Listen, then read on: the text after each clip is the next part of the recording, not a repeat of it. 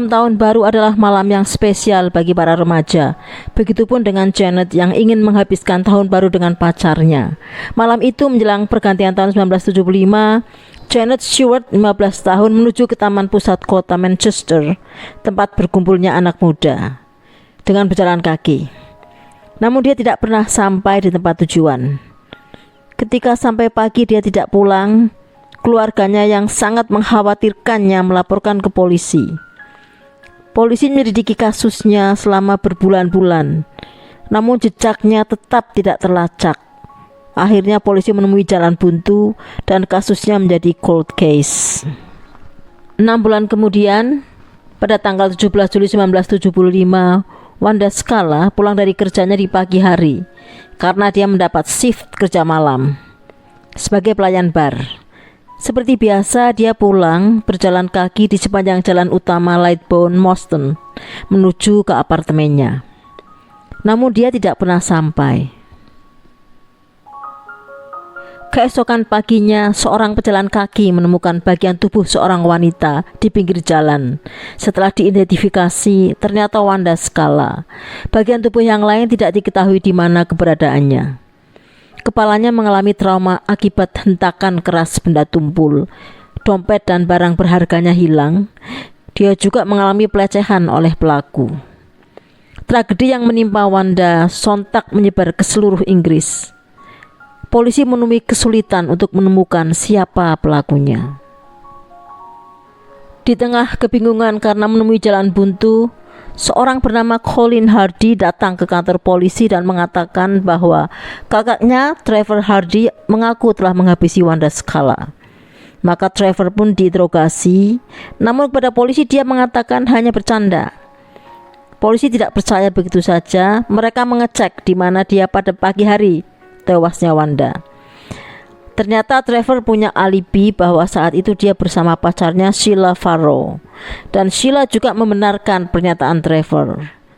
Sheila juga mengirim struktur gigi Trevor yang diminta polisi untuk mengidentifikasi apakah susunan gigi Trevor sama dengan susunan gigi yang ada pada luka korban. Ketika dicek, ternyata hasilnya berbeda. Trevor pun dibebaskan. Trevor tentu saja sangat marah kepada Colin adiknya, sehingga dipukulnya sampai pingsan. Namun demikian, polisi tetap menyelidiki rekam jejak Trevor di file kepolisian Manchester. Trevor Hardy lahir di Manchester pada 11 Juni 1945, merupakan anak ketiga dari 4 bersaudara. Dia sering mendapatkan KDRT dari ayahnya yang peminum dan pemabuk. Menurut para psikolog, KDRT yang terjadi pada masa kanak-kanak turut menyumbang seseorang menjadi psycho. Pada masa kanak-kanak, Trevor bahkan sudah sering menimbulkan masalah karena kenakalannya. Pada usia remaja, dia sudah keluar masuk penjara selama 14 kali karena tindakannya sering melanggar hukum. Dia mulai minum dan mabuk-mabukan. Suatu saat ketika dia membeli minuman dengan sahabatnya Brian, mereka bertengkar, mempermasalahkan giliran siapa yang harus membayar. Pertengkaran itu semakin memanas sehingga Trevor emosi dan Brian diserang oleh Trevor. Akibatnya dia mendapat cacat permanen di kakinya. Trevor dipenjara selama 10 tahun, namun akhirnya Brian meninggal dunia. Pada bulan Maret 1976, Sharon Massoff, 17 tahun, sulung dari 5 bersaudara, mendapat kesempatan pertama untuk bekerja paruh waktu di Manchester. Menjelang malam, dia pulang ke rumahnya di Fellsworth. Sebelum pulang, dia menelpon ayahnya bahwa dia akan segera tiba di rumah. Perjalanan dengan bis kota dari Manchester ke Fellsworth sekitar 30 menit. Dia akan turun di halte dekat kanal, karena rumahnya di seberang kanal tersebut. Sehingga dia hanya perlu berjalan kaki sebentar. Namun Sharon tidak pernah sampai ke rumahnya. Orang tuanya yang menunggu sampai pagi tentu saja sangat khawatir dan merasa sesuatu yang buruk terjadi pada putrinya, maka mereka melaporkannya ke polisi. Esoknya seorang remaja yang sedang berjalan di pinggir kanal melihat beberapa potongan tubuh manusia terapung-apung di sana. Polisi segera ke TKP dan potongan-potongan tubuh tersebut setelah diidentifikasi ternyata milik Sharon. Potongan-potongan tubuh itu dalam keadaan tanpa busana. Di lehernya ada luka memar. Ada satu ciri yang sama dengan korban sebelumnya, Wanda, yaitu di bagian tengah dadanya terdapat luka gigitan. Tragedi yang menimpa Sharon tentu membuat keluarga korban teramat sangat berduka.